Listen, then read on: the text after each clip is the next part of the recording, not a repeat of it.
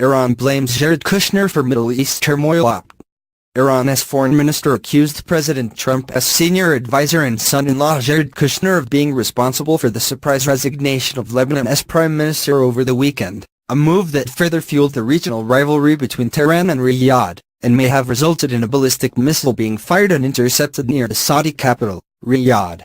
As reported on Saturday, Saud Hariri unexpectedly announced his resignation while visiting Riyadh, where he accused Saudi nemesis Iran and its Lebanese proxy Hezbollah of having a grip on Lebanon.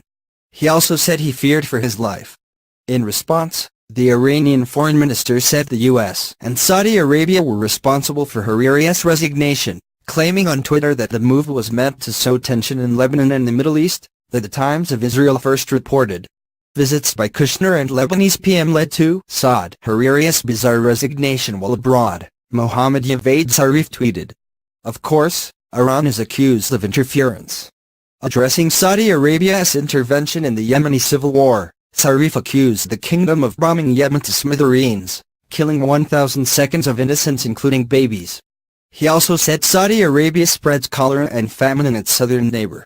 The Iranian foreign minister also accused Saudi Arabia of regional bullying and destabilizing the Middle East, while trying to pin the blame on Iran. Says engaged in wars of aggression, regional bullying, destabilizing behavior and risky provocations. It blames Iran for the consequences, he said. Zarif did not say how Kushner allegedly helped orchestrate Hariri's decision to step down. Kushner visited Saudi Arabia in October as part of a 4-day trip to the region that also included stops in Israel, Jordan and Egypt, Politico reported last week. On Sunday, The Washington Post added some more detail. MBS is emboldened by strong support from President Trump and his inner circle, who see him as a kindred disruptor of the status quo, at once a wealthy tycoon and a populist insurgent. It was probably no accident that last month, Jared Kushner, Trump's senior advisor and son-in-law, made a personal visit to Riyadh. The two princes are said to have stayed up until nearly 4 a.m. several nights, swapping stories and planning strategy. Separately, the now former Lebanese Prime Minister Hariri traveled to the kingdom twice last week, announcing his resignation on the latter trip. Shortly after, Hassan Nasrallah, head of Iran-sponsored Hezbollah, echoed Zarif's accusations, and said the resignation was imposed by Saudi Arabia. Hariri's resignation has added fuel to an already simmering regional rivalry between Iran and Saudi Arabia. On Monday, the Saudi-led coalition fighting in Yemen threatened retaliation against Iran over an unsuccessful missile attack on Riyadh carried out by Iran-backed rebels. Separately, Zarif blamed U.S. President Trump's visit to the kingdom in May for leading to regional crises. Visits to the belligerent pound sinks have proved hazardous to regional health. Trump visit led to Bahrain repression followed by Qatar debacle, Zarif also tweeted. Riyadh is a top backer of Sunni-ruled Bahrain, whose Shiite minority has received support from Tehran.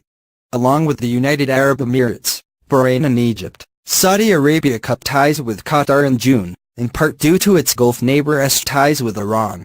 For its part, the White House has provided little detail on Kushner's Saudi meeting. The senior advisor to the president, the Deputy National Security Advisor for Strategy, and the Special Representative for International Negotiations recently returned from Saudi Arabia, the White House official said in a statement to Politico. The senior advisor has also been in frequent contact with officials from Israel, the Palestinian Authority, Egypt, United Arab Emirates, Jordan and Saudi Arabia. While these regional talks will play an important role, the president reaffirms that peace between Israelis and Palestinians can only be negotiated directly between the two parties and that the United States will continue working closely with the parties to make progress toward that goal. Considering that Kushner's original charge as a Trump advisor was to restore peace to the Middle East, the fact that the region now finds itself on the verge of war is somewhat ironic, if expected.